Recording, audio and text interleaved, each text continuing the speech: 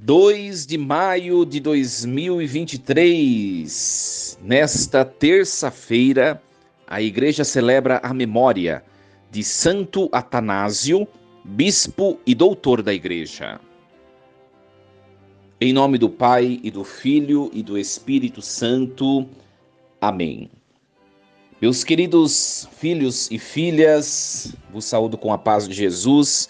Que alegria iniciarmos este dia consagrando a presença e proteção de Deus nosso Senhor por meio da meditação, da reflexão de sua palavra, que nos edifica, que nos eleva. Hoje a igreja celebra a memória de Santo Atanásio, que foi um grande bispo e doutor da igreja. Atanásio, ele é venerado tanto na igreja católica ocidental, tanto quanto na igreja oriental, na igreja ortodoxa. Este santo, ele participou do grandioso concílio de Nicéia no ano de 325. Para nós lembrarmos um pouquinho, no concílio de Nicéia, a grande discussão era a divindade de Cristo. Começou a surgir uma heresia chamada arianismo, que começou a partir de um bispo que se chamava Ário, por isso o nome arianismo. O arianismo dizia que Jesus não era Deus, Jesus era uma criatura de Deus.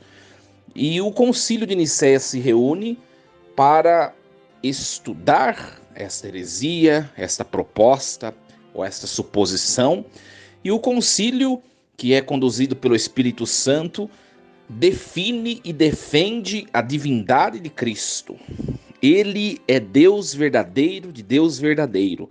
Ele foi gerado pelo Pai, não criado, não é criatura. Ele é consubstancial ao Pai. Olha que frase bonita. Essa, na verdade, é a frase desse concílio, né? A frase antecedente que eu proclamei, depois vai ser reafirmada nos outros concílios. Mas o concílio de Nicéia, do qual participou Atanásio, ele defende a divindade de Cristo. Ele é da mesma substância do Pai. E Atanásio, ele assiste o concílio, ou ele participa do concílio, na verdade, de maneira muito silenciosa, porque ele era diácono, né? Mas se tornou um grande defensor da verdade e da divindade de Cristo, depois quando se tornaria bispo, e as ameaças do arianismo que ainda estava diante da igreja.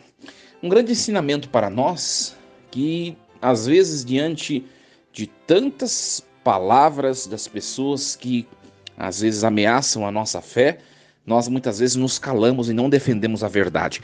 Ou não defendemos porque não queremos criar indisposições com as pessoas, ou não defendemos porque não estudamos e não sabemos a doutrina da igreja.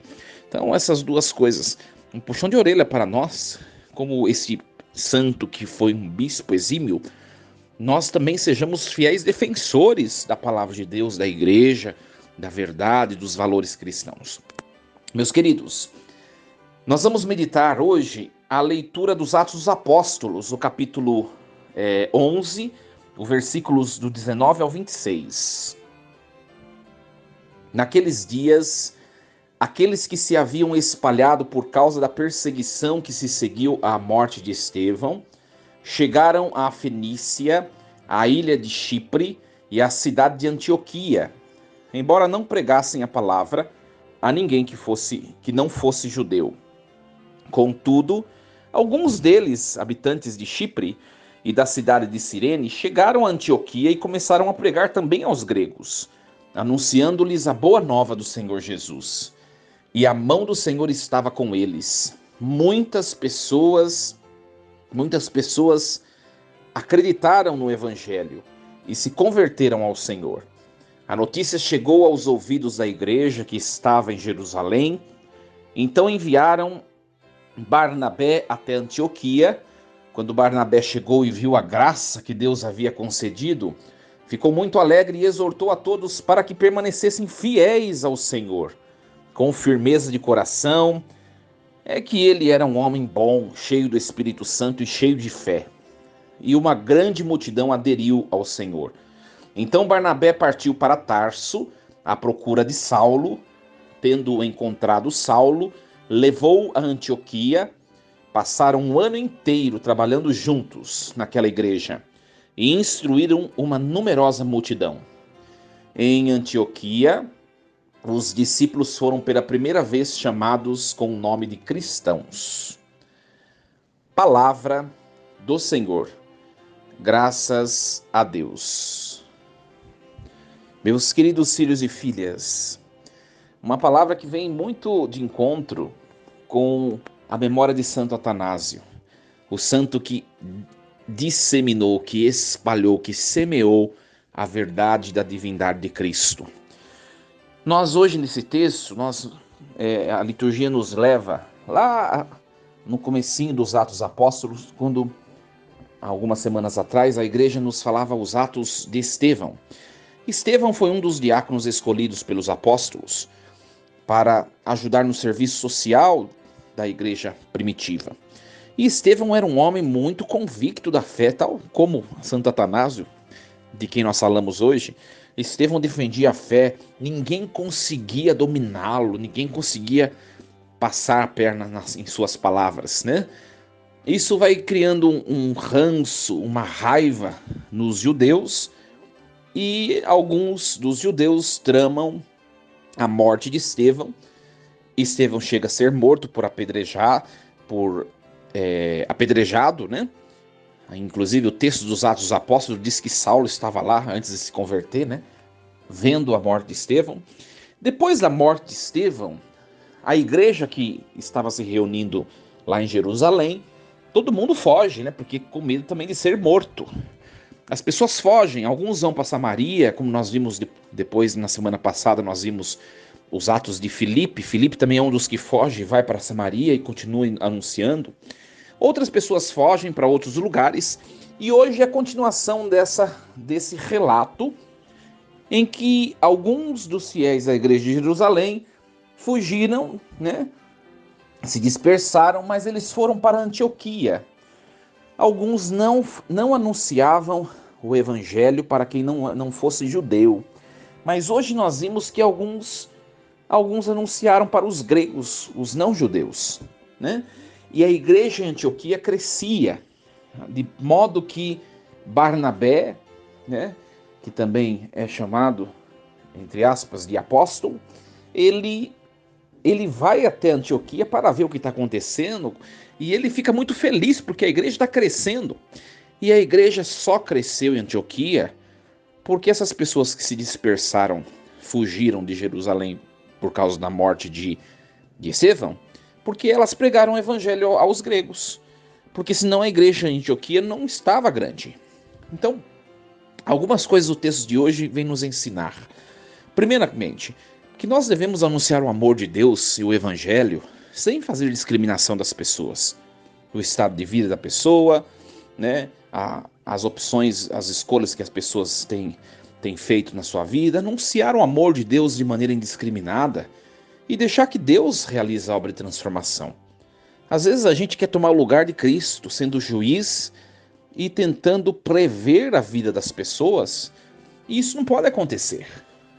Simplesmente temos de anunciar a verdade e o amor de Deus, né? Se essas pessoas continuassem em certa discriminação contra os que não eram judeus, a igreja de Antioquia nem existiria, né? Barnabé se alegra. Depois ele vai para Tarso, traz Paulo também para Antioquia, e eles ficam um ano ali pregando para os pagãos que se converteram ao cristianismo. Tá? Então o primeiro ensinamento é que a gente não tem que fazer distinção. O evangelho ele deve atingir a toda criatura, como nos diz as palavras do próprio Jesus Cristo. E depois, o outro grande ensinamento que esse texto nos dá é que a igreja tem que caminhar de maneira hierárquica, né? Barnabé vai buscar Saulo, e Saulo é a presença viva de Cristo para aquele povo, né? Para aquele povo que se reúne. Um grande ensinamento para nós: a igreja é uma instituição divina que faz tornar presente o próprio Deus, o próprio Cristo no mundo. Então, uns ensinamentos muito, muito bonitos para nós hoje, né? Que nós não desistamos de anunciar o evangelho a todas as pessoas. Muito interessante que a partir de uma perseguição, as pessoas se espalham e Deus vai construir outra igreja a partir dessa dispersão. Porque mesmo nas coisas ruins, Deus ele está agindo, está se aproveitando do que é ruim para salvar, para realizar o bem, né? Nem tudo que é ruim de fato o é. Se essas pessoas que anunciaram o evangelho em Antioquia não tivessem saído fugidas de Jerusalém quando Estevão foi morto, Antioquia também não estava evangelizada. Você viu como que Deus utiliza-se dos momentos maus, ruins, para fazer o bem, para fazer um benefício. Na nossa vida é a mesma coisa, né, meus queridos? Eu não sei o que você tem vivido na sua vida pessoal, na sua vida profissional, na sua vida conjugal, enfim, qualquer outra dimensão da sua existência. Se você está passando por um momento triste, um momento aborrecedor, um momento chato na sua caminhada, pense como essas pessoas.